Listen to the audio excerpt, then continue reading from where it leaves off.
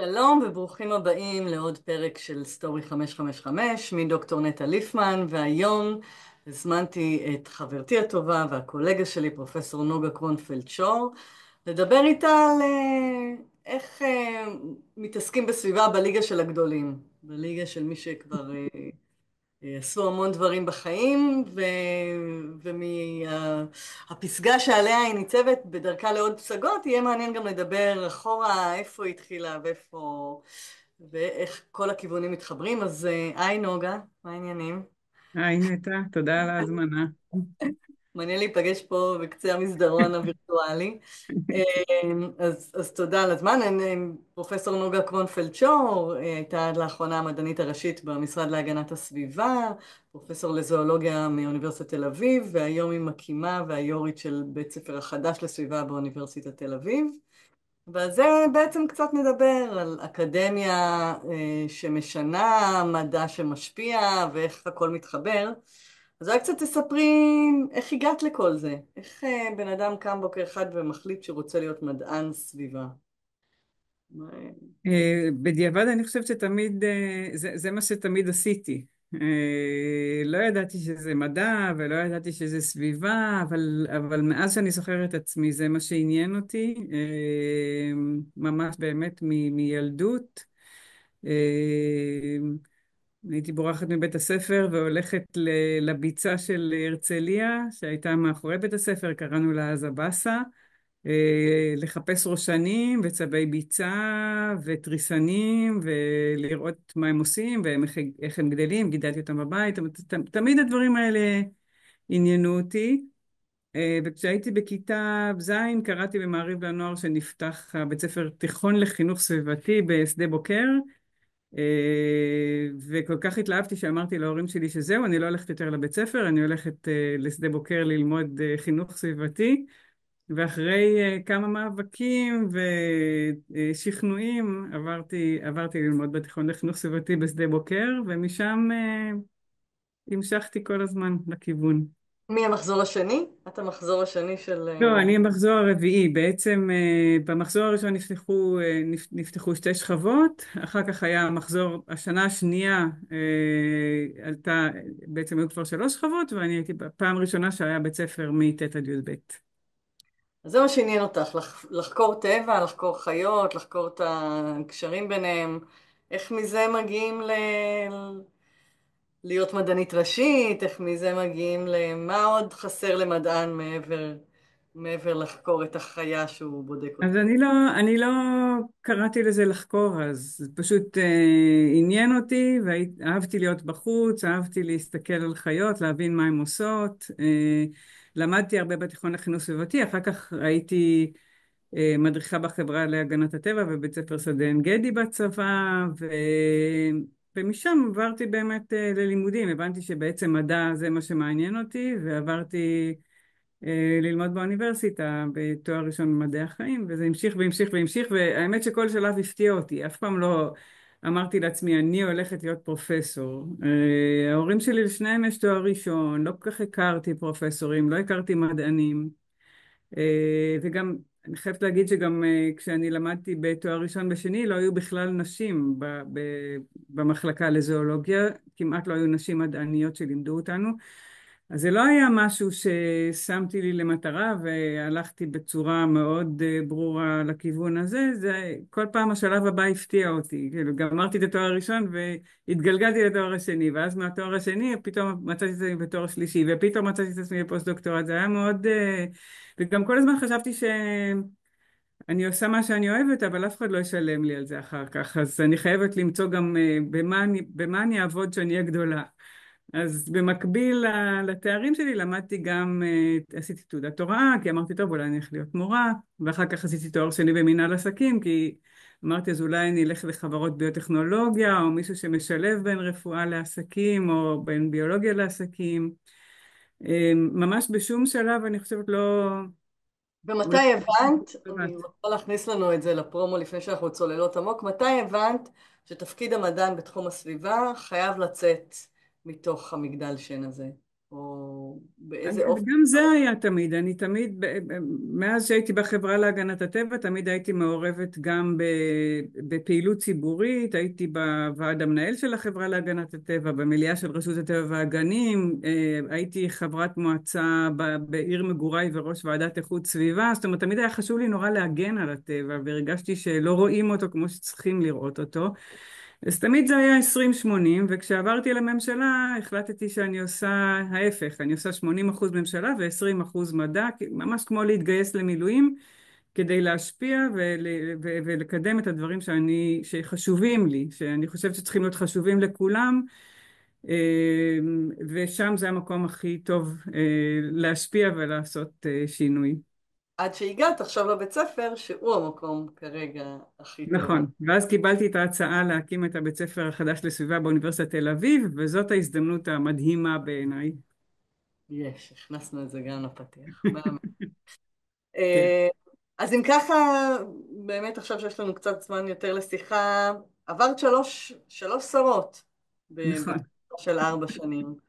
כן. אה, בואי נדבר, כי אני מתאר לעצמי שאת הפודקאסט הזה יראו גם מדענים, מדעניות, סטודנטים שרוצים גם לשנות על הסביבה ביחד עם הידע שלהם. איך השיפט הזה במעבר בין מדען ש, שיש לו גם מעבדה, וזה האמת שלו, לבין מישהו שעובד עבור שרים, שרות, עם גם עמדות ודעות משתנות? אז אני חייבת להגיד שזה היה מעבר לא קל למרות הניסיון שלי בחברה האזרחית. אני חשבתי שאני מוכנה, אבל ממש לא הייתי מוכנה. וגם באתי עם רשימה של דברים שאני רוצה לעשות. ומהר מאוד הבנתי שאני דורכת לכולם על הרגליים, ואם אני אעשה מה שאני רוצה בלי להתחשב במה אפשר לעשות, זה לא יצליח. ואז פשוט ניסיתי לראות איפה יכול להיות לי ערך מוסף, איפה אני יכולה להניע תהליכים, איפה יש הזדמנויות, וזה מה שעשיתי. ולאט לאט עם הזמן, עוד דבר שהיה נורא מוזר זה לצאת ממערכת אקדמית שאתה כבר מוכר בה ואיפה לך המעמד ואתה יודע איך הדברים עובדים ואיפה צריך ללחוץ כדי שיקרה משהו, פתאום להגיע למקום שאף אחד לא מכיר אותך, וגם בכלל מי זאת הפרופסור הזאת שבאה להגיד לנו מה לעשות ומה היא מתערבת לנו ואנחנו לא רוצים שהיא תשתתף. אז זה היה ממש מצב של לבנות לעצמי מעמד מחדש, תוך כדי זה שאני לא פוגעת באף אחד ולא לוקחת לו סמכויות, אלא להראות שבאתי לעזור, באתי לחזק, באתי לתת את הגב המדעי ולנסות להוביל תהליכים שהם לטובת החברה, שמקדמים קיימות. אז החילופים של שרות, הקושי בהם היה שאומנם הסגל המקצועי שכבר תמך והעריך אותי ובעצם נתן לי לפעול, כל פעם שהתחלפה שרה זה היה להתחיל לבנות מערכת יחסים מחדש ולבנות אמון מחדש. יש לזה מחיר בעיניי מאוד משמעותי, כי זה מעכב, וזה שלב שחייבים לעבור אותו, כי בלי אמון מצד השרים קשה מאוד להניע תהליכים.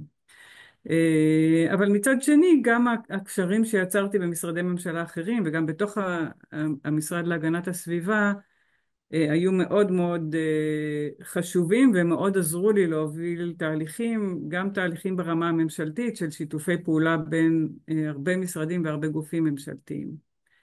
יש לך אה, דוגמאות לזה? כי בדרך כלל מדען, בטח במשרד שהוא לא מאוד עשיר ולא מאוד גדול, הוא מוציא קולות קוראים, הוא כאילו בדרך כלל יש מין כזה ליין, גם נכנס למשרד שלא היה בו כמה שנים מדען ראשי ודברים לא קרסו. איזה דברים את הבאת? מה...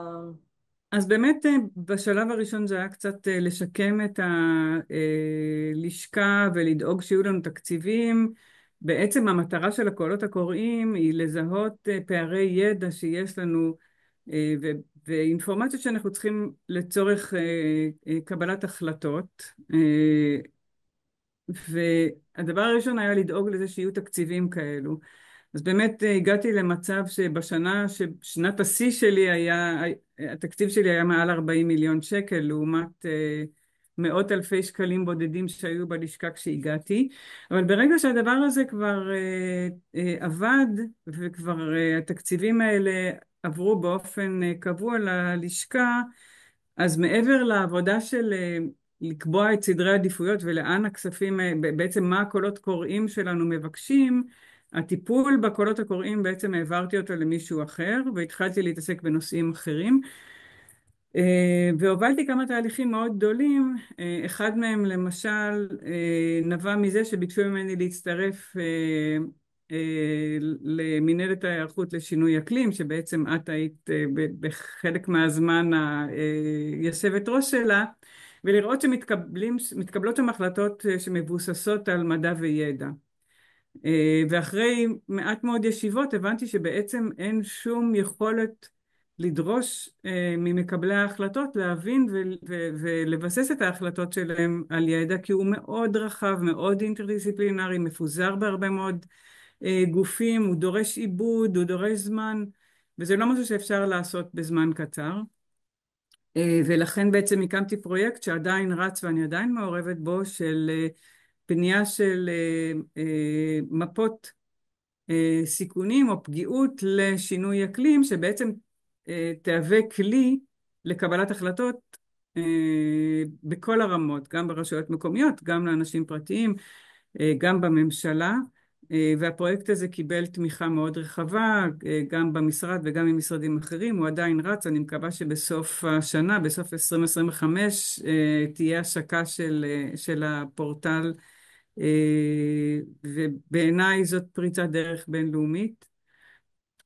הבנתי למשל שלעומת האקדמיה, שבה כשאני חושבת, כותבת, אומרת משהו, אני רוצה שהקרדיט יהיה שלי, במשרד ממשלתי המטרה שלי זה שהשרה תגיד מה שאני חושבת, כי כשהיא אומרת את זה אז זה מה שהולך לקרות. אז גיליתי את זה בפעם הראשונה שביקשו ממני להכין חוות דעת על משהו. הלכתי בחזרה למשרד, הדפסתי לעצמי ערימה ענקית של מאמרים ואמרתי, טוב, עכשיו אני שבוע לומדת את הנושא הזה ומגבשת דעה, ואחרי שעתיים התקשרו אליי ואמרו לי, השרה צריכה את זה עכשיו מהר, יש לך מקסימום שעה, שעתיים. ואז תוך זמן מאוד קצר הייתי צריכה לכתוב, לאסוף את כל החומר, להבין על מה מדובר, אפילו לא היה לי זמן להתייעץ עם אנשי מקצוע, ולתת לחוות דעת ועמוד שבה הדברים כתובים בצורה ברורה ומקוצרת, כולל עמדה. ואז היה לי נורא מוזר שהיא עמדה ואמרה את זה כאילו זה משהו שהיא חשבה ואמרה.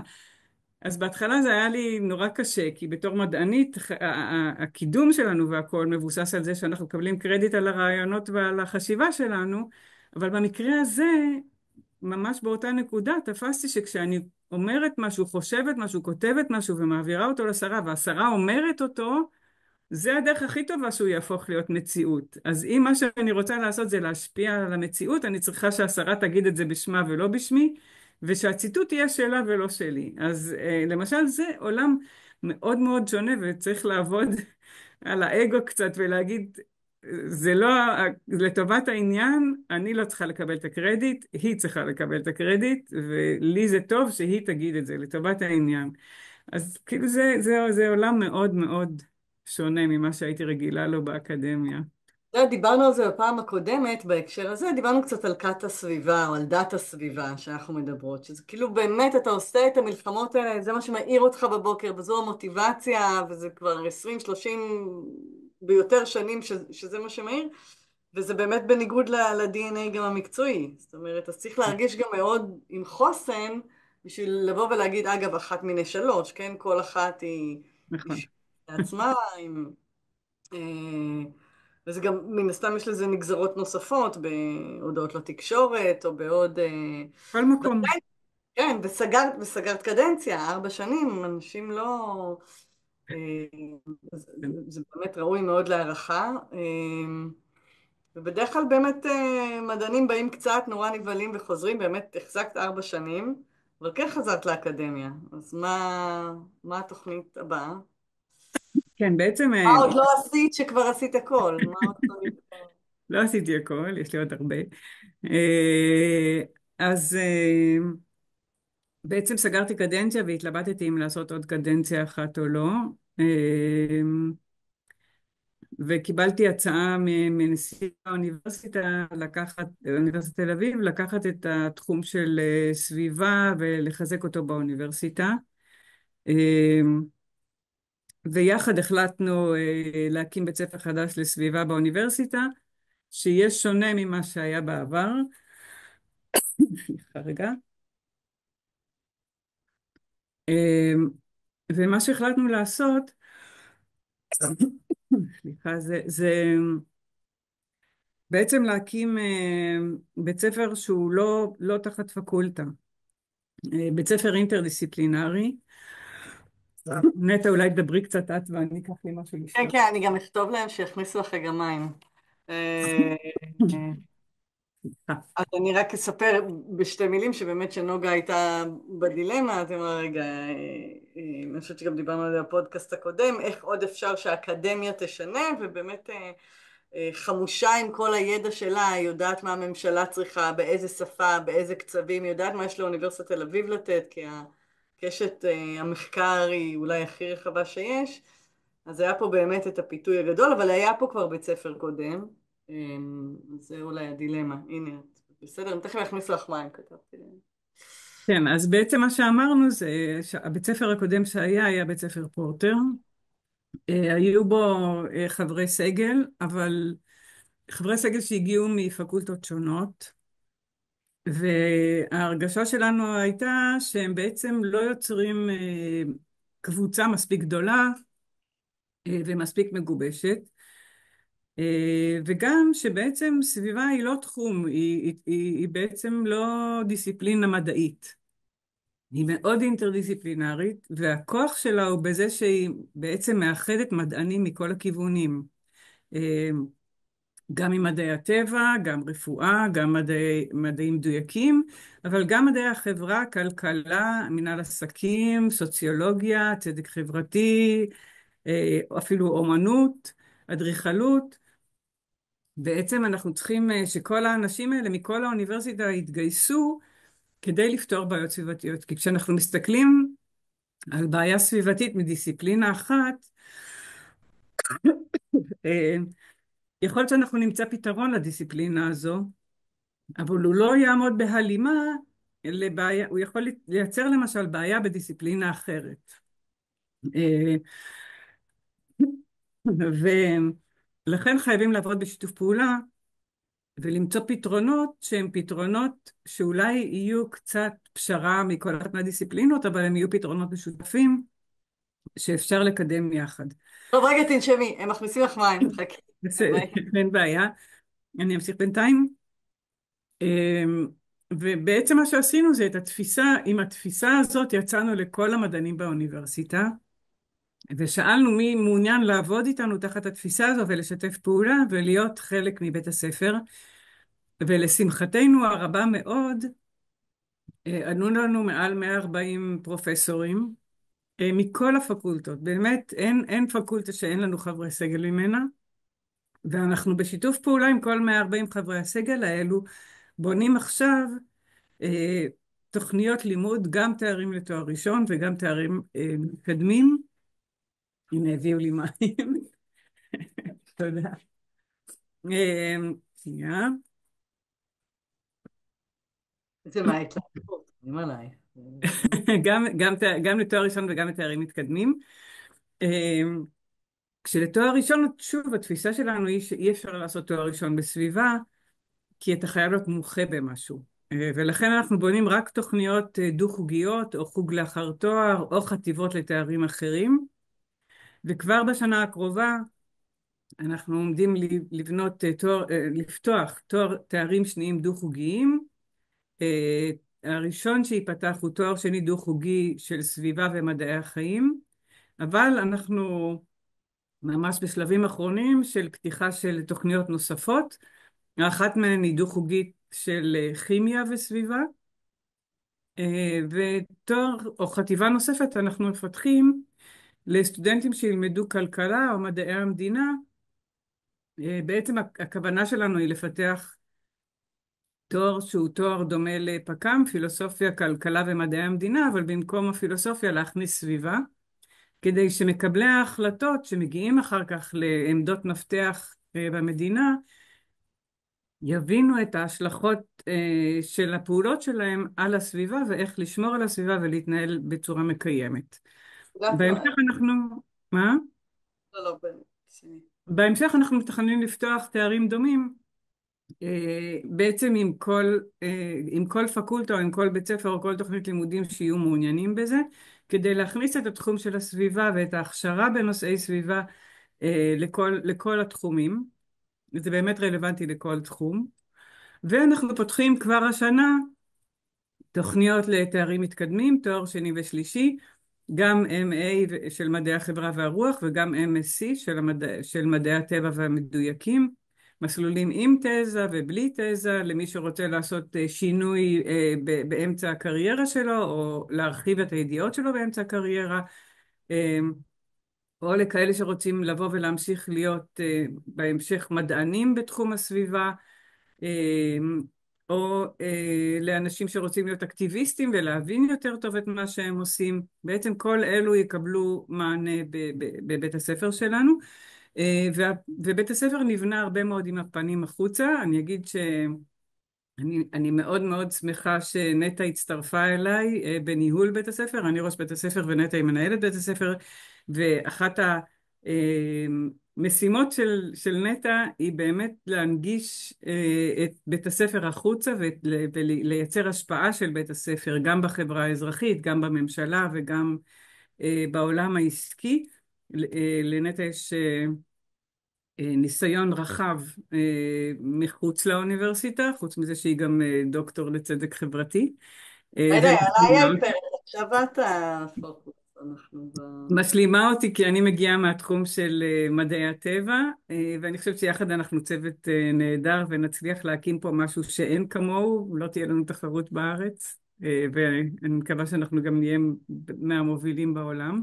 אז זה מתחבר לי רגע למה, אני קוטעת אותך שנייה למה שיעל פה מסטורי 555 אמרה לפני שהתחלנו, אמרה, רק שתדעו שקיימות זה נורא חשוב ואני עדיין, וכאילו לך ולי זה נראה כאילו, מה זה קיימות? יש עוד דברים חשובים? כאילו, על מה עוד צריך לדבר מעבר לקיימות, אבל כשאת מדמיינת את עובדי העתיד, אזרחי העתיד, הם לא חייבים להמשיך באקדמיה, אבל הם כן יוצאים רובם מתואר ראשון החוצה. מה הם צריכים לקחת איתם כשהם יוצאים לכל אחד מערוצי העשייה הזה, כמו שאמרת, ממשלה, חברה אזרחית? אני חושבת שאחד הדברים החשובים ביותר זה חשיבה מערכתית. להבין שהדברים לא מתנהלים בצורה לינארית, וכל פעולה שאנחנו עושים יש לה השלכות רחבות מעבר לתחום הדיסציפלינרי הצר שאנחנו מתעסקים בו, ושצריך לקחת את ההשלכות האלה בחשבון בכל החלטה, גם אם אנחנו עושים החלטה אישית וגם אם אנחנו לוקחים החלטה עסקית או במסגרת ארגון שאנחנו פעילים בו. ובעיניי תחושת האחריות החברתית והסביבתית ותחושת השליחות הן מאוד מאוד חשובות. אני חושבת שאנחנו רוצים להוציא בוגרים שיהיו אקטיביסטים, וגם אם הם לא יהיו אקטיביסטים, שלפחות הנושא הזה יילקח בחשבון, וההבנה שצריך לקחת בחשבון, כדי להצליח לא מספיק לקחת בחשבון רק את התחום הצר שאתה עובד בו, אלא צריך להבין את ההשלכות של מה שאתה עושה. אמ, טוב, ננסה אולי במעט דקות שנשארו לנו לגעת קצת גם בנושא, את יודעת, להצליח מאוד גבוה ומאוד מהר כאישה בעולם מדעי, בעולם שהוא גם כזה, זה לא, אני באה מהמדעים הרכים יותר של חברה, אבל זה לשבור המון המון תקרות זכוכית, שיש להם הרבה משמעות. את מפלסת אני אראה לכם רגע כוס שקיבלתי פעם מהסטודנטים שלי. רואים מה כתוב עליה? זה הפוך. כתוב שברתי את תקרת הזכוכית, יש עוד אחת. הסטודנטים שלי קנו לי את הכוס הזאת בפעם. אה, כשהייתי צעירה יותר, חשבתי שמי שעושה מצליחה. אה, הייתי מאוד מרוצה מזה שאני מצליחה להתקדם, וחשבתי אה, שרק צריך באמת לרצות. בדיעבד היום ברור לי לגמרי שזה לא נכון. זאת אומרת, גם כשאני מסתכלת על התהליכים שלי היום, כשיש לי יכולת לשפוט אותם אחורה בצורה יותר מודעת נגיד, לא אובייקטיבית, אלא לפחות מודעת, אה, אני חושבת אולי זה השתפר קצת, אבל היה הרבה יותר קל, הרבה יותר קשה להצליח בתור אישה במערכת האקדמית, מכל מיני סיבות. אני חושבת שלמשל היציאה לפוסט-דוקטורט היא משימה מאוד מאוד מאתגרת לנשים בגיל שזה קורה. מתי זה? בשנות ה-30 כזה, נישואים צעירים, תחילת כן, ילדים? כן, זה תחילת ילדים, ובדרך כלל לתלמידות, לסטודנטיות לדוקטורט, הבן זוג הוא משמעותי מבחינת הפרנסה. אה, וזה יוצר מצב שמאוד קשה להעביר את המשפחה לחו"ל. אי אפשר להתקבל בלי זה, נכון? זה משהו שאת חייבת לעשות. זו דרישה שאי אפשר להתקבל בלעדיה. אני יכולה לספר על הניסיון האישי שלי. אני בעצם ניגשתי למלגות פוסט-דוקטורט. אה, אה, כבר הייתי נשואה, אבל לא היו לי ילדים. ובמהלך המיונים נכנסתי להיריון. קיבלתי מלגת רוטשילד ומלגת פולברייט. המאוד מאוד הייתי יוקרתיות, בהיריון. מה? מאוד יוקרתיות למי שלא מכיר. כן, אבל כבר הייתי בהיריון והייתי אמורה לצאת עד סוף אותה שנה, והלידה הייתה בדצמבר. זאת אומרת, בעצם יכולתי או לצאת לפני הלידה, מספיק זמן לפני הלידה, ולבלות שם את הזמן לפני הלידה ואחר כך את החופשת לידה, או לצאת אחרי, שזה שניהם היה מבחינתי לא הגיוני מבחינת הקריירה. בסופו של דבר קיבלתי דחייה של חודש, יצאתי עם תינוקת בת 7 שבועות, בלי בעלי, ילדה ראשונה, אה, לארצות הברית. הוא בא איתי בחודש הראשון להתארגן, אבל אחר כך היה צריך לחזור לעבוד. אה, הייתה תקופה מאוד מעניינת, מאוד טובה, למדתי הרבה, אבל הייתה גם מאוד מאוד קשה, ואני ממש לא משוכנעת שאם הייתי עושה פוסט-דוקטורט בארץ, באחת האוניברסיטאות האחרות, התפוקה שלי לא הייתה יותר גבוהה ולא הייתי לומדת יותר, כי היה לי את כל המעטפת המשפחתית ואת כל העזרה מסביב, והעלות לא הייתה כל כך גבוהה. אני גם לא בטוחה שאחרי שנכנסתי להיריון, אם הייתי מגיעה לשלב הזה אחרי שנכנסתי להיריון או אחרי שילדתי, אני לא בטוחה שהייתי יוצאת לפוסט דוקטורט, לא הייתי ניגשת למלגות האלה, כי זה היה נראה לי לא אפשרי לנסוע. אבל הייתי במצב שזה, או שכבר קיבלתי אותם, וזה היה לוותר על קריירה מבחינתי שכבר הייתה לי בידיים. אז לא, זה לא הייתה אותה עמדת החלטה, זה היה לוותר על משהו שחשבתי שאני כבר הולכת לעשות. וגם, לשים בצד את כל הטמטמת ואת כל הלילות לא לישון ואת כל ה... כן, אבל כל... אפילו בבחינה הטכנית, וגם אחר כך, אני חייבת להגיד, אני התמודדתי עם כל בני גילי על מלגת אלון, אני קיבלתי מלגת אלון, אני התקבלתי מרצה, וכל מי שהתמודד איתי על מלגת אלון ולא קיבל, התקבל בתור מרצה בכיר, דרגה יותר גבוהה, למרות שבשיפוט אובייקטיבי, כנראה שהייתי יותר טובה מהם, כי אני קיבלתי את מלגת אלון והם לא. וזה המשיך ככה, בדיעבד כשאני מנתחת אחורה, זה היה, אני חושבת שאני עברתי קריירה יותר קשה מהקולגות הגברים שלי שלמדו במקביל אליי. ואני לא משוכנעת להגיד שזה יותר טוב היום. אני חושבת יש הרבה מאוד קשיים לאנשים גם היום באקדמיה. אז התיקון ב-55 שניות שנשארו לנו, התיקון הוא לא רק להקים את הדבר החדש באוניברסיטה, אלא גם בכלל מגמה באוניברסיטה ולעמוד בראש בית ספר שכאילו... וגם להראות מנהיגות אקדמית נשית. אני חושבת שזה נורא נורא חשוב, שאין לך דמות לחיקוי. אני לא חשבתי שאני יכולה להיות חברת סגל, כי לא היו חברות סגל נשים.